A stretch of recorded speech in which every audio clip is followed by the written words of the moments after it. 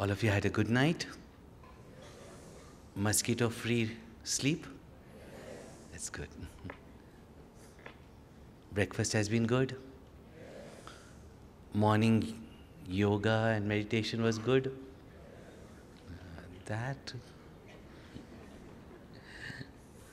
Please sit straight. Close your eyes. Keep your back, neck and head in a straight line. Keep your feet flatly on the ground. After the Shanti part, we'll have just a few moments of silence so that you can dive into the depths of your own inner quietude. So don't get into immediate activity. And again, after chanting Om, we'll begin the discourse. Let us chant together. Close your eyes. Center your mind in your heart.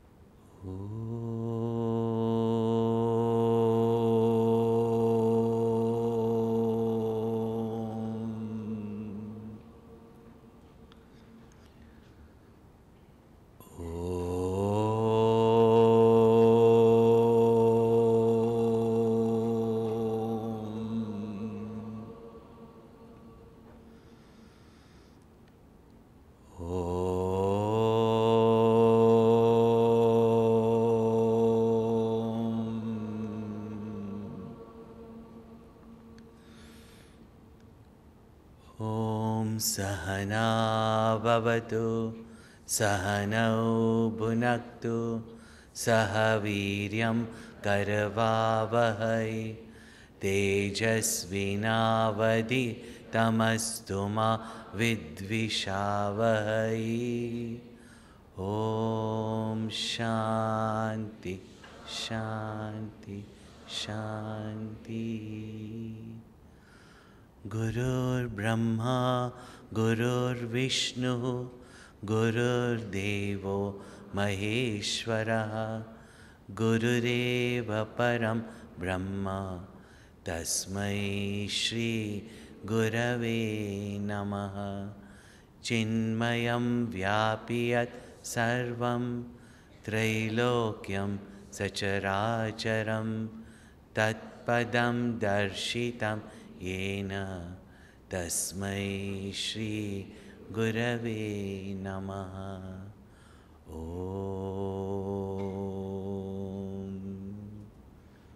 Shanti, Shanti, Shanti.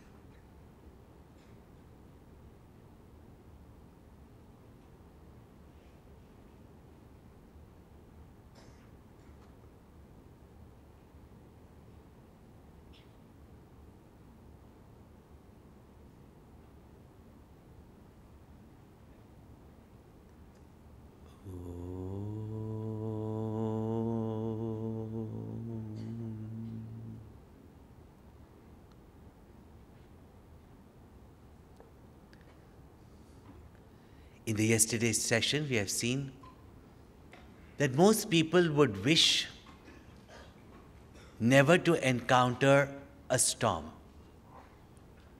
Yet, in life, storms do come. There are people who try to escape a storm or hide themselves. But those of who bear the storm, they turn out stronger, better than before. While there are others who are brave enough to go and encounter the might of the storm, they are the ones who get the great powers like electricity. And those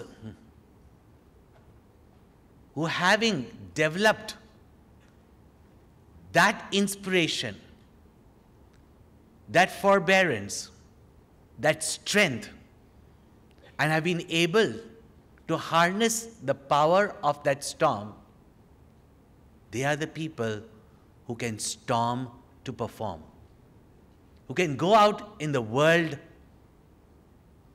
and storm the world to take the world to greater heights of happiness, success, prosperity, and spiritual growth.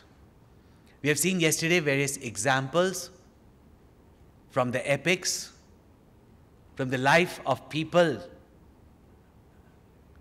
recently, and of our own Gurudev also. Each one of us wants greatness. But most people just settle for a little success, and that too also just monetary success. And that's what we very often evaluate success as. But there's that greatness lying in each and every one of us. First and foremost, we must recognize our strength. And yesterday we have seen also that life has got a knack to make us aware of our weak spots. Wherever it hurts, wherever we experience sorrow, wherever we feel fear, these are our weak points. And nature is trying to point out to us how to strengthen it. Like if a storm comes and everything in your house remains intact, but one window or one door which was weak, if it breaks and comes in, you can sit and complain, but we can learn from that that that's the weak spot. We have to correct it. We have to fix it. We have to strengthen it. Therefore, don't escape from pain. Don't escape from sorrow. In fact, they are indicators that there are certain areas that we have to strengthen ourselves. And those who learn from that experience, and when they strengthen themselves, this is very beautifully seen in children. Their immune systems, naturally when they are born, are not exposed to these external germs, except that which the mother may have encountered in her protective environment. So naturally, whenever they fall sick, it is because they do not have the immune system to encounter these external pathogens. But each time the body fights these intruders, it becomes stronger to face more of them or like them. But if we keep on giving antibiotics and don't allow the body itself to strengthen itself to face these infections, then again and again and again the body will face that illness. Why in life again and again some people experience failure? Why again and again their relationships break? People find different means of escapism. But either we bear the storm, or either we be brave enough to harness the power of the storm. Even by bearing the storm, we become stronger, wiser.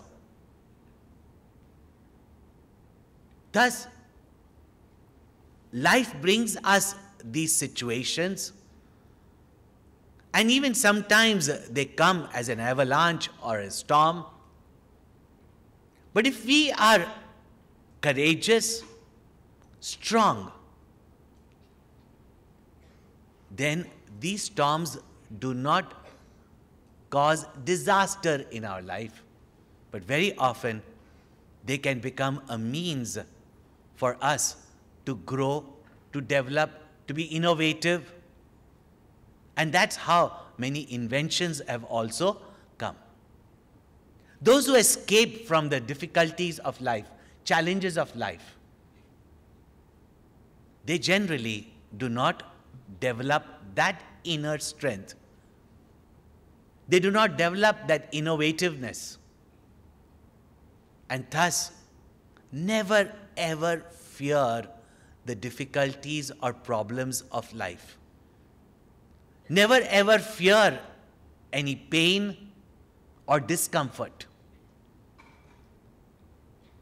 because all of them are indicating for you a path to progress, a path to greater success, a path to develop yourself further, a path to strengthen yourself.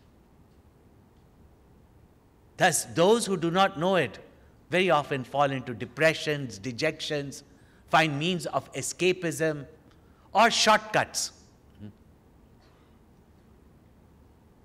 But if you see from the epics to all the great people, they encountered the storms of life and turned out even greater than they were, and some of them from ordinary to extraordinary.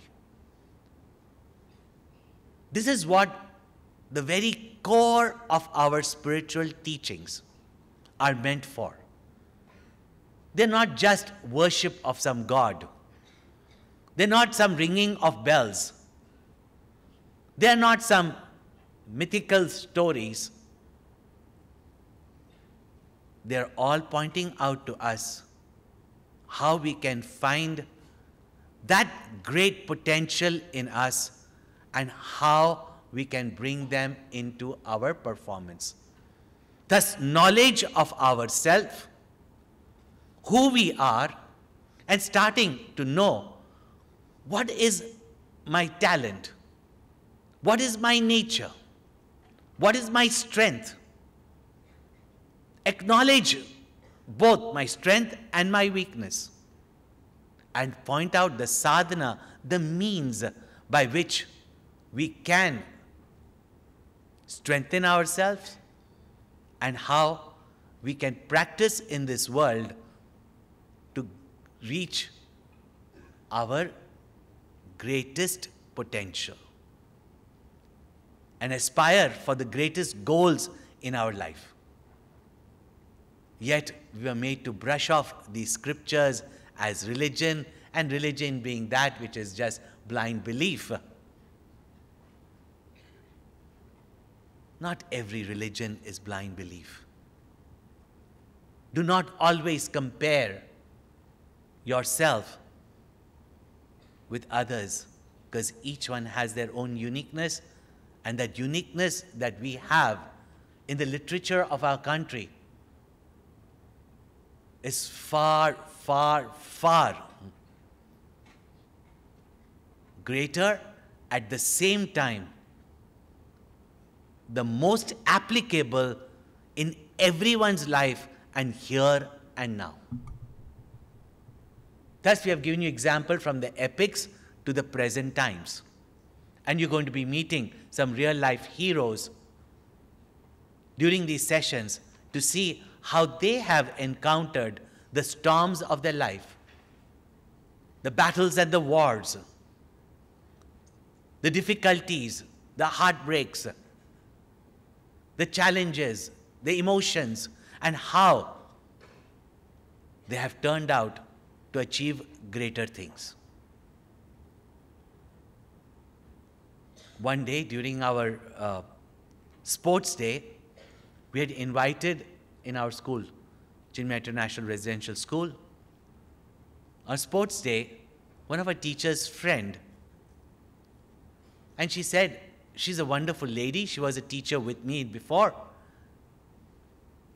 And she's an Arjuna Award winner, and she'll be a great inspiration for the students. A woman, Arjuna Award winner. It was wonderful. We said, invite her. And when she came, and when I read about her, that she was on a wheelchair. Met her, highly inspirational lady, inspired the children at that time. And she said something so wonderful. She was only 32 when she met with a very severe accident or an illness. Her spine was operated and she became paralyzed from her chest downwards. A young mother of 2 children, a very promising career in teaching. Young woman, married, and she's lost her body. Naturally, lying first in pain for months, and then unable to even get up from bed. It's quite, in such conditions, she went into severe depression. And of course, why me, why me, why me? All this, she was crying. She had wonderful husband, she had wonderful in-laws who did look after her very well. But one day her mother-in-law came, sat by her, and she was weeping away, and the mother-in-law was consoling her. But the mother-in-law told her that day, my dear, now what has happened has happened.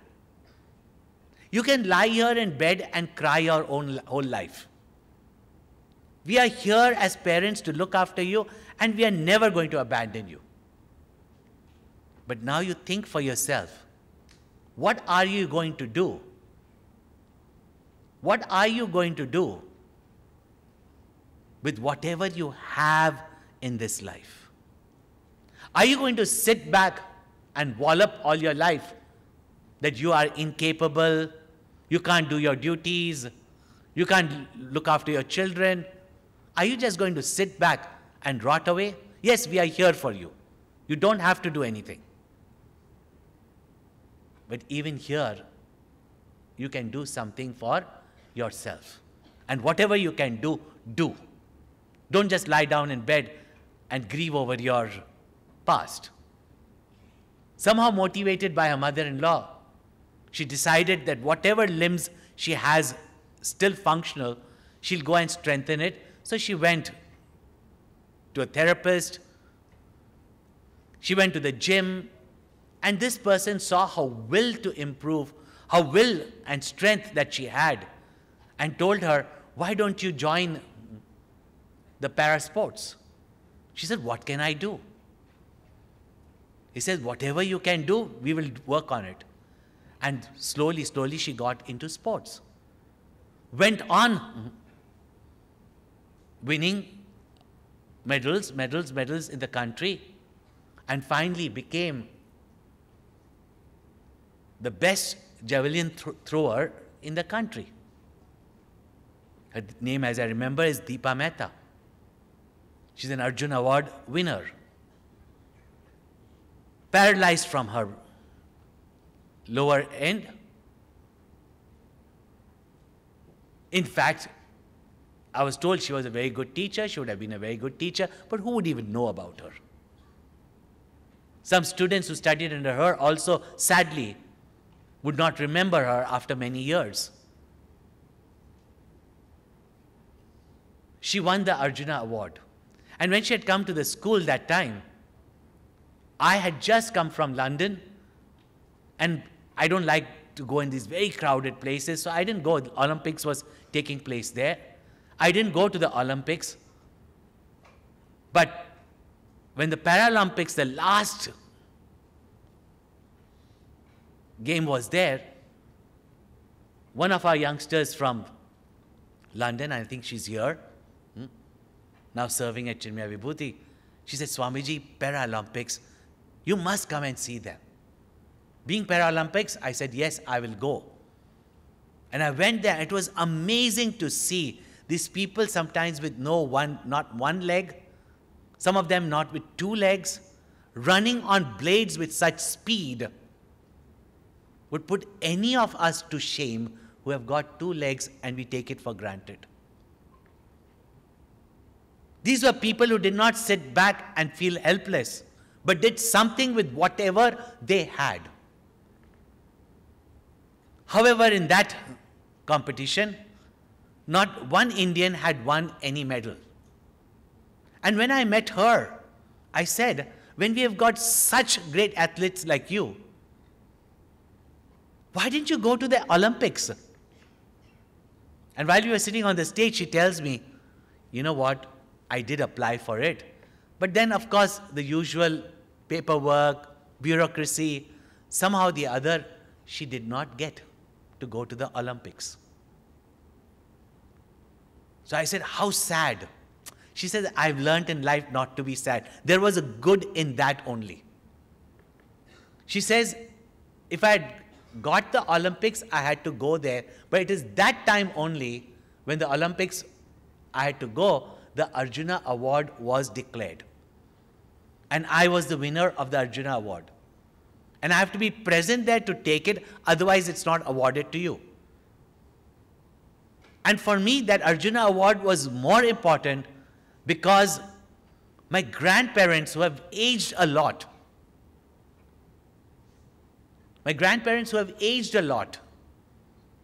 would probably never see their granddaughter get an award if I had gone to the Olympics, whether I would have won there or not have won there.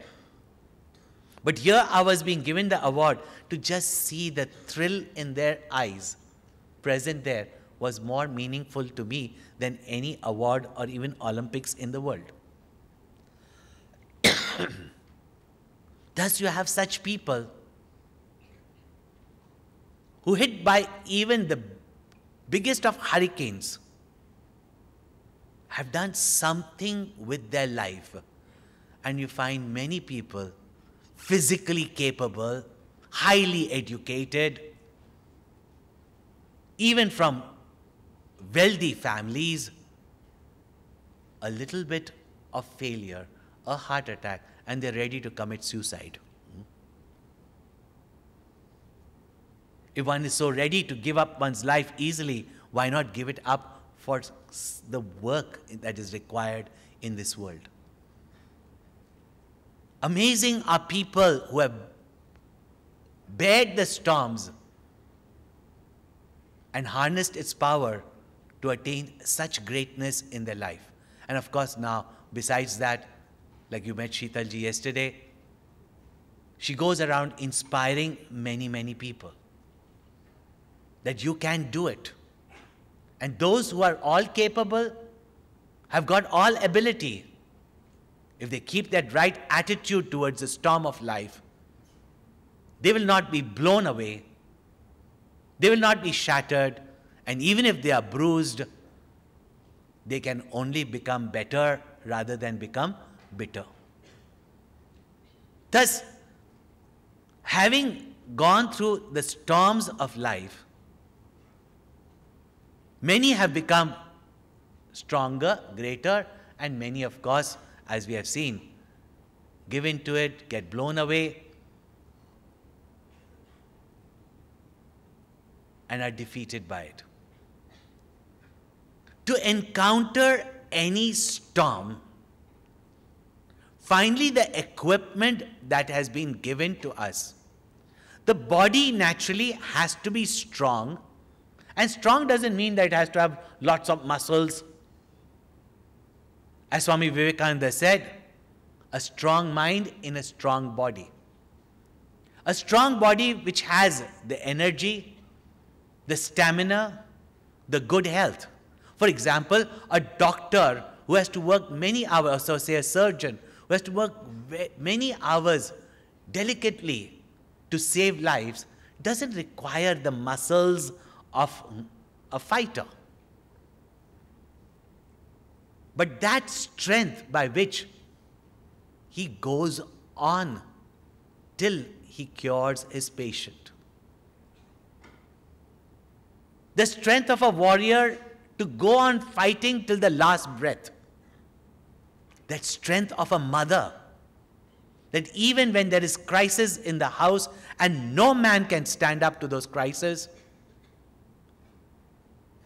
she awakens into a giant because she cannot afford any harm, any hunger, any thirst to the child. And such a giant exists in each and every one of us.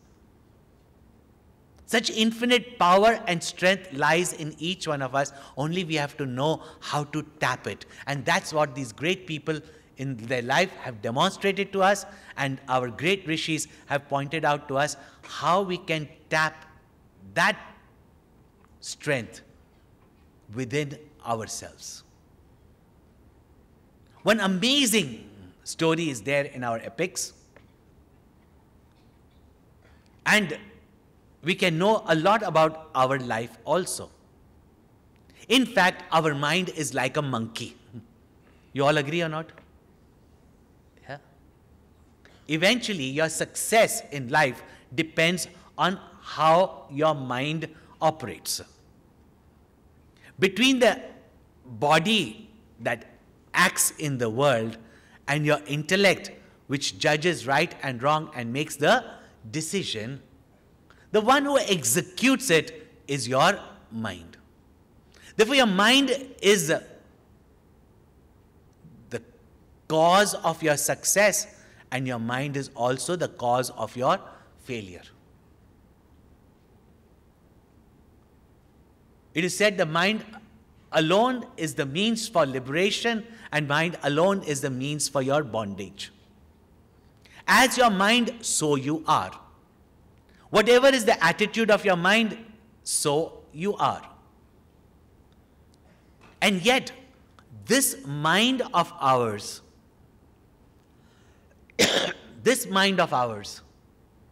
how much have we done to tune up this mind? What have we done to tame this mind? What have we done to direct this mind? And how much do we know about this mind? And this mind, which at the moment is like a monkey, whose tail is on fire, who's been bitten by bees, and who's had some grass.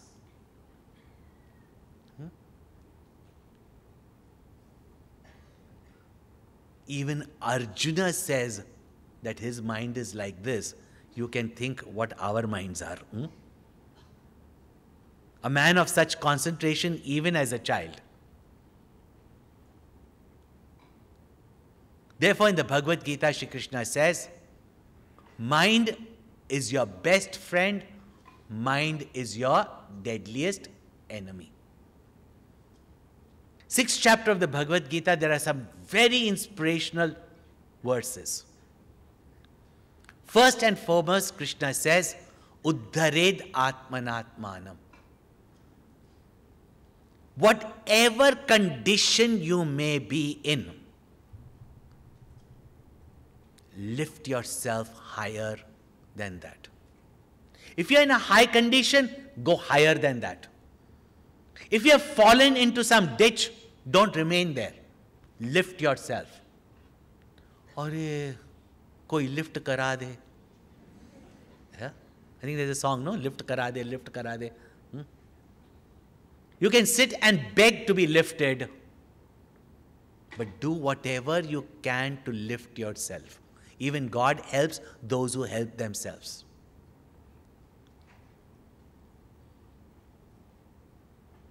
So whichever condition you are in, you may be in the lowest of condition.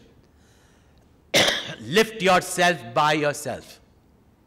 When you have that spirit of lifting yourself, when you are doing your best, the whole universe will contrive to help you. But you sit there as though dead, everybody will abandon you and walk away. For what is the use of helping a dead person? Except burying him, maybe. Krishna says, lift yourself by yourself. Memorize this. In Sanskrit it's not difficult, but even in English, Uddhared Atmanatmanam. Lift yourself by yourself. The onus is on us. Second, he says, Na Atmanam avasadayet. Having lifted yourself, now don't be careless to fall back down again. And even if you fall, lift yourself up again. But na atmanam avasadayet. And our Guru has pointed out a beautiful message in that. Na atmanam avasadayet. Do not underestimate yourself. Do not underestimate what has been given to you. Na atmanam avasadayet. Don't ever think that you are useless. As Gurudev said, you have only been used less. Na atmanam avasadayet. Don't look down upon yourself. If you compare yourself, be inspired by them, that if they can do it, I can do it too. But don't ever look down upon yourself. And if you don't look down upon yourself, you will not look down upon others to look great.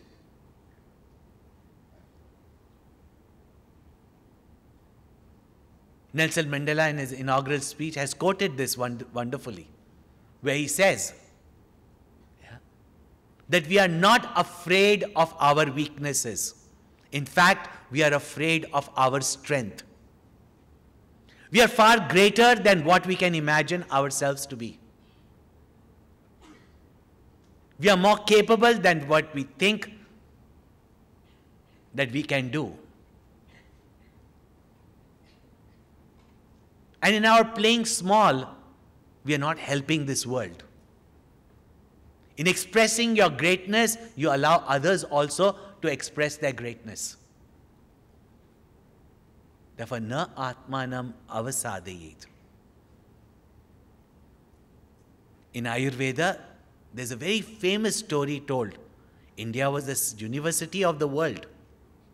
People from around the world came to learn the various sciences from India. And one of the famous stories is that when people from far and wide came to this great Vaidya, this great teacher of Ayurveda, he sent all the students out and said, bring me something from nature which is totally useless. And for a medical student, something which is of no nutrition or medicinal value. Many students, and whenever we have some camps, we do tell the students to go, find something, and you won't believe. I tell them, come and keep it on stage, and I have a complete heap of garbage. And the next experiment we do is, now, someone make a group and come and show what you can do with it. And not one item remains there. Because really speaking, anything in nature, if it is useless, it is extinct. Do you have a tail? Do you have a tail? You have a doubt about it? If you have, you'll be the special. Do you have a tail? And yet you say you came from the apes. What happened to your tail? It has only become an appendix, is it not? Don't use it, lose it. Anything in nature which is not useful becomes extinct. And know that as long as you live, you may not have confidence that you have any purpose in life, but nature or God has purpose with you. And you are serving some purpose Otherwise, you would not be present here. If that confidence we have, na atmanam avasadayet. You have no right to even criticize yourself because, or consider yourself to be useless, because you did not create yourself, and the one who created you knows what is your speciality. Na atmanam avasadayet. Only thing is, you have forgotten your potential. You have forgotten your ability. And sometimes the storms of life trigger it off to discover your potential. Na atmanam avasadayet. You yourself are your best friend. You yourself are your deadliest enemy. And Krishna says, one whose mind dictates its terms to a person, one who is a slave of his mind, the mind is its deadliest enemy. An unbridled mind, an untrained, untamed mind is your deadliest enemy. And that mind, which is tamed, is your bestest friend. I know, grammatically it is wrong. But today we're creating new languages, isn't it not? Yeah. I remember one child, I was in Toronto, this child comes up to me and he's been drawing all pictures, listening to my talks, writing down some quotes, amazing, every day getting my signature on his book. And the last day comes and gives me a card and says, "You are my bestest, Swami." Yeah? That's how I got that word, bestest. It was so sweet. Something better than the best. It's not just your best friend, it is your bestest friend. And it's not just your enemy, it is your deadliest enemy. Because the enemy in the country, the enemy in your fortress, the enemy within you, and the enemy in your family is your deadliest enemy. You can't get rid of that enemy. Therefore, befriend this mind. And yet, such infinite potential lies in this mind. If we can concentrate this mind, channelize this mind, and allow to release its potential. This is so beautifully brought out in the epic Ramayana. It is said that Hanuman, and don't doubt it, big students of science, even I was, and said, what is all this? And yet we talk about the missing link. Hanuman is the missing link between ape and man. And many dinosaurs, many creatures have come and gone. Why don't you think that there were a group of creatures who had intelligence and at the same time had use of their tail also? Yeah? It is said that even as a child, Hanumanji had mighty powers. But with great power comes great responsibility also. And like all our upbringing, very often, children have got so much energy. They've got such curiosity. They have such learning ability. And yet, we are made step by step in our upbringing, whether it's our education system, society, upbringing, with the best of intention maybe, we only get a restricted growth rather than the discovery, the innovativeness of our own personality. We are all like herds made to run through the same education system. We are conditioned by the same things that the media wants to point out to us. I'm not saying that everything is bad.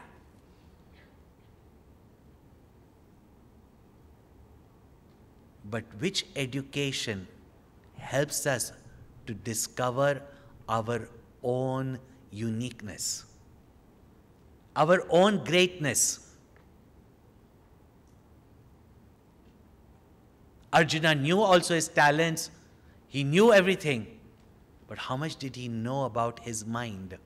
That when hit by this war and hit by this emotions, the turmoil that was created, the storm that was created within himself by his mind, that he, the mighty warrior, could not control, nor could the mighty warrior bear, he collapsed. Hanumanji, even as a child, had mighty powers. And all when we are children, we've got mighty powers. We want to reach out to the sky. We want to know about the moon and the stars and the sun. And therefore we see Hanumanji jump across to devour the sun. And we say, what bluff story. But you know, nothing is impossible for we Indians. Underestimating ourselves. Serious you are, right? Can you do it? Not like these people, okay? There were 3 people in the bar, New York bar. An American, a Russian, and an Indian. American was boasting of that we have set foot on moon. Russian said we are about to reach Mars. They looked at the Indian, and the Indian said we are planning. Acha, what are you planning? We are planning. Our planning is great planning. Our 5-year planning has not even been over after 70 years. Yeah. We are planning. What are you planning? To go to the sun. Arre? Those 2 American and Russian like you started laughing. Why? You Indians, you still want to go to the sun, you worship the sun, you throw water at the sun. Yeah.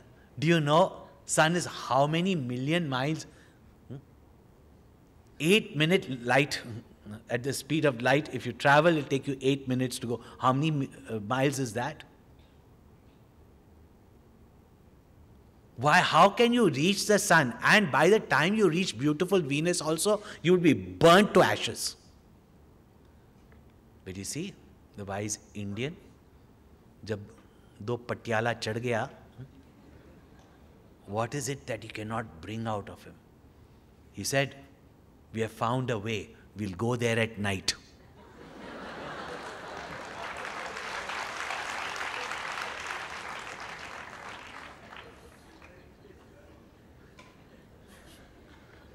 But jokes apart, somewhere in the 1980s, there was a convention of surgeons. Transplant had just taken place of the heart, the kidney, and they were thinking about various transplants. Later on, even liver transplant has been possible. Basically now, they can transplant everything except your brains. And in that conference, and this is a real thing, this is not a joke. In that conference, one doctor, not an Indian,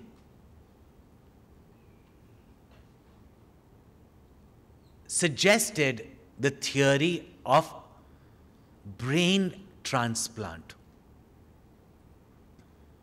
All the surgeons from the various countries that were sitting there burst out laughing.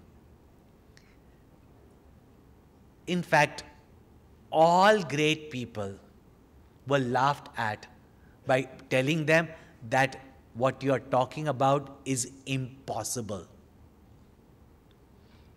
But they always saw in that word impossible, I am possible.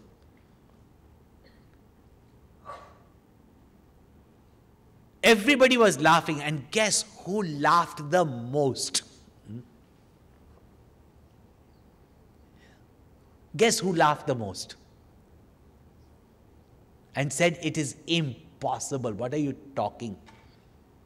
Brain has got trillions of neurons.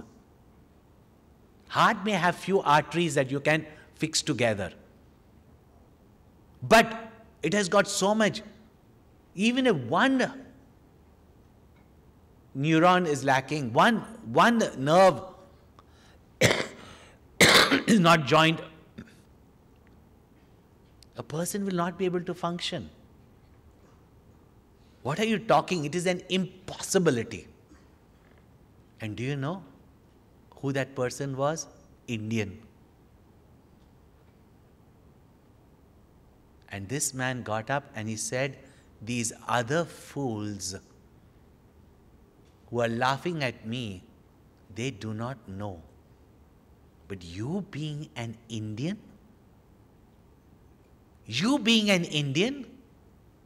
you are laughing, you are talking that I am saying, you are saying that I am talking something foolish.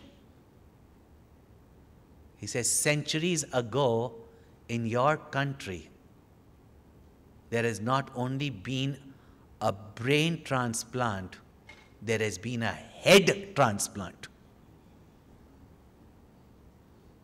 And that too also of a different species,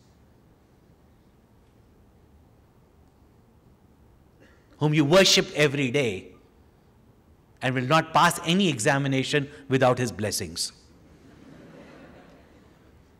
Yeah. We brush these things as myths. Have you ever ventured forth to see how we made the impossible possible? Have you seen it in a new light? Have we tried to see what lies hidden in the depths of our culture? The Germans have. And that's how they till today bring out these discoveries. And it is no joke, because they know the importance of Sanskrit. If today you want to learn Sanskrit, you can learn it in Germany. Because in our country, saffronization.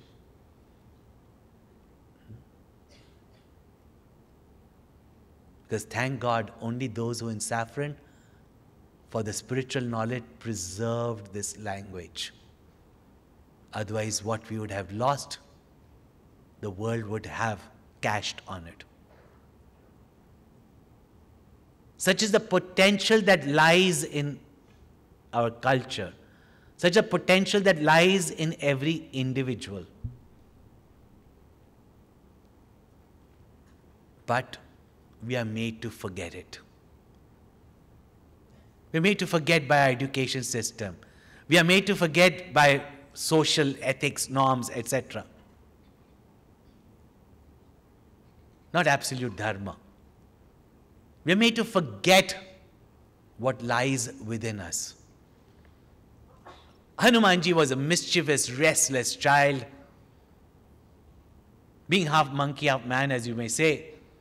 Naturally, he would pick up things, throw things around, and nobody could catch him because he was swift, he was fast, he was powerful. And therefore, he was made to forget his power. But was told that if somebody reminds you of your power, you will get all your powers together. Meanwhile, like any ordinary person, that mighty little child of Anjana Pavanasuta, having found that he had no more any powers, like any ordinary person, he went to the best of teachers, educated himself, made himself strong and powerful. But still, what he attained was only success as you would attain in the material world. But his real greatness came up when? When on the shores of Bharat, and something to do with the shores of Bharat. Swami Vivekananda also there only awakened the giant in him. Standing on the rock there, when 800 miles had to be crossed into Lanka, continental shifts were taking place. It was 800 miles away. Everybody just sat there thinking how it was impossible. Evidence was also given by Sarpati. It's okay if some of you don't know the names, but you should try to know it. Evidence was given that Ravan has taken Sita to Lanka. And one who has the strength and the willingness to cross the ocean, one who has the perseverance, one who is Balwan, one who is Dhairyavan, and one who is Shraddhavan, who has the confidence born out of faith. Faith in one's goal, faith in one's ability, faith in the divine. One who has that will find and has got the cleverness, intelligence, will find Sita. Nobody heard that. Each one felt, I cannot do it, I cannot do it, I can jump only 800 feet. Each one was thinking like that. Hanumanji was quiet. Because when we look at ourselves very often, we find ourselves incapable because we really do not know how to see the depths in our personality. But if there be a person in our life, a mentor, a motivator, a guru, a teacher, who can recognize the potential in a person, make the person recognize his or her potential, and teach that person how to bring that potential into performance. Therefore, in life, surround yourself with such people that even if you feel low, even if you feel useless, even if you feel you have nothing in you, who can recognize in you a potential and help you recognize it and bring it out for you. And there we see Jambuvan, such a mentor, who says, Pavana Tanaya Bala Pavana Samana. He says, oh, son of Pavan, remember your heritage.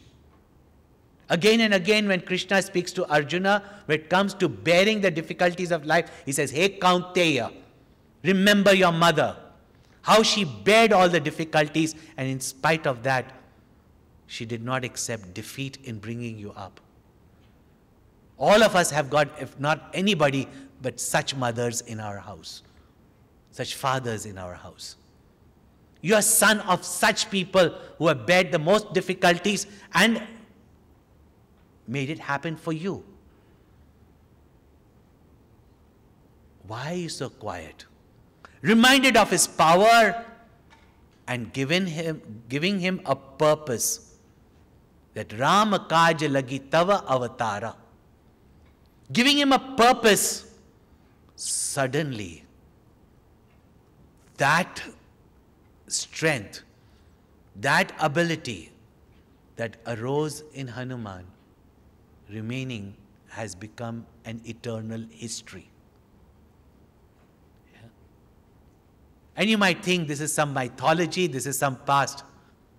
But one teacher did this for me, and I know it, that it is possible. I'll ask you a question. When I was in school, what do you think was my rank? Amongst the bottom or the top? How many bottom? Put your hand up. Put your hand up. How many think amongst the top? How many think in the middle? So very few people think I must be amongst the top. Yeah?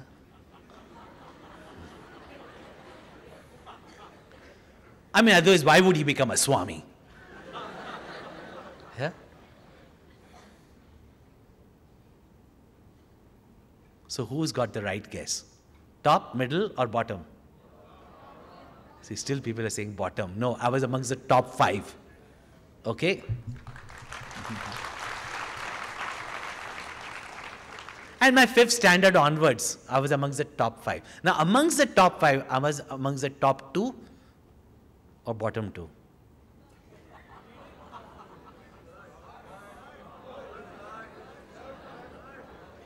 Wrong again. I always stood 4th.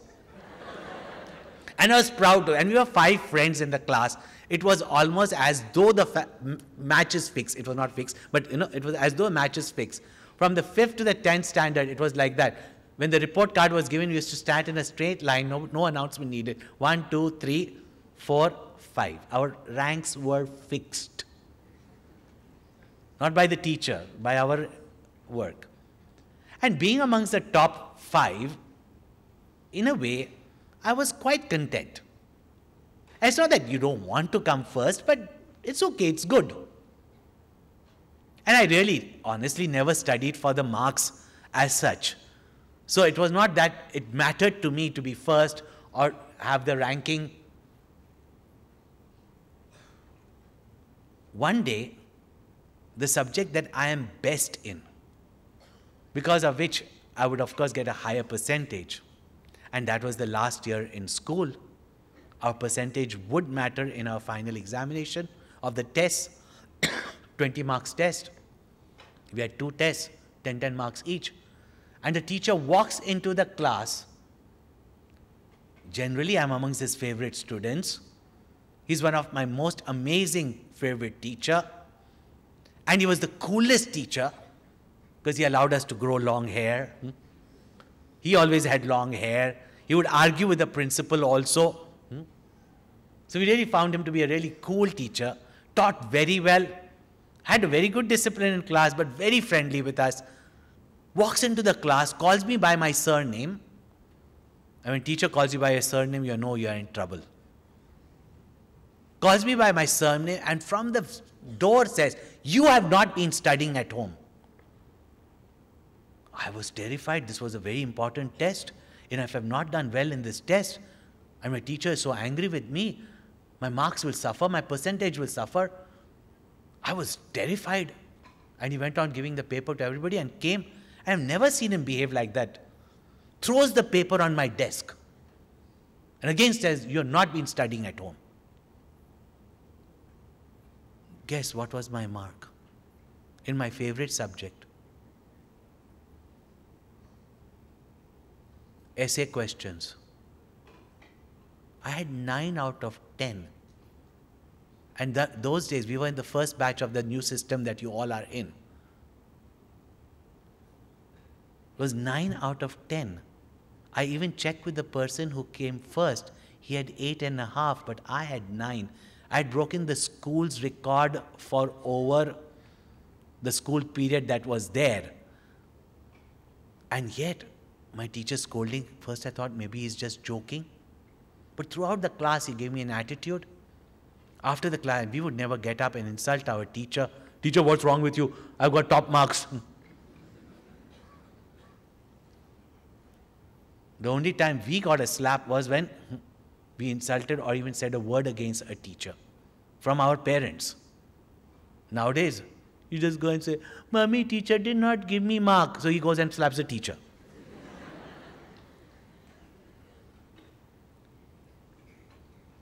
I ran after him. I said, "Sir, sir, sir, sir." He said, "What?" I said, "Sir, I got 9 out of 10. He said, "Of course I know." I said, "Then why? I mean, I was almost in tears.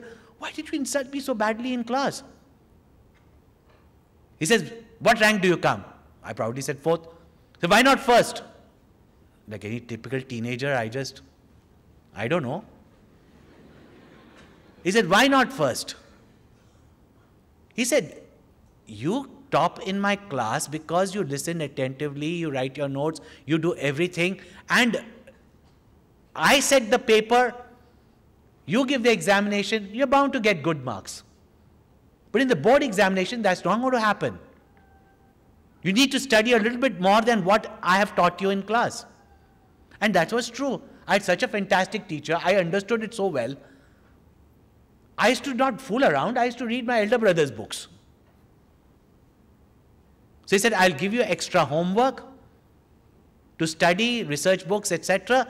Will you study? I said, yes, sir. Because next term, I want you to stand first. I said, sir, I can stand third. I'll try.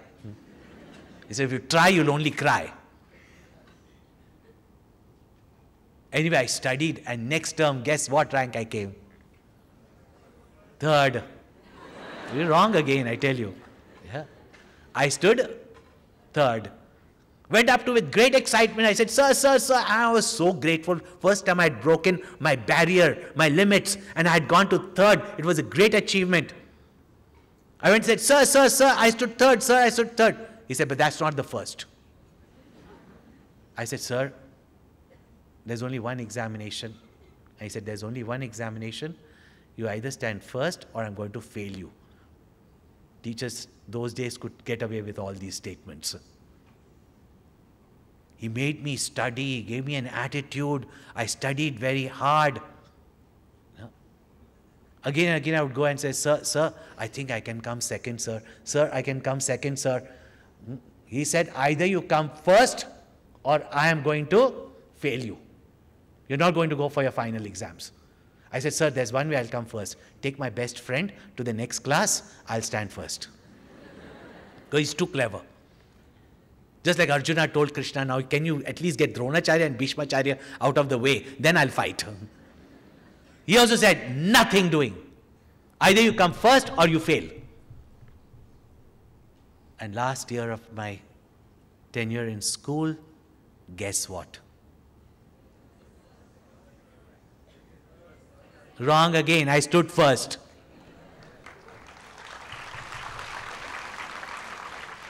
And after that, never looked back in my life. And if that teacher had not pointed out to me my potential and shown me how to develop myself further, I would have not. And after that, to find such a great teacher like Gurudev, what was impossible to achieve? Nothing. That is the potential that lies in each one of us, as Krishna points out. And therefore, while you are here, do not just get motivated. Motivate yourself. Find your potential. Find your purpose. Set your goals and fly. Om Purnamada Purnamidam Purnat Purnamudachyate Purnasya Purnamadaya Purnameva Vashishyate. Om Shanti Shanti Shanti. Harihi Om. Shri Gurubhyo Namaha. Harihi Om.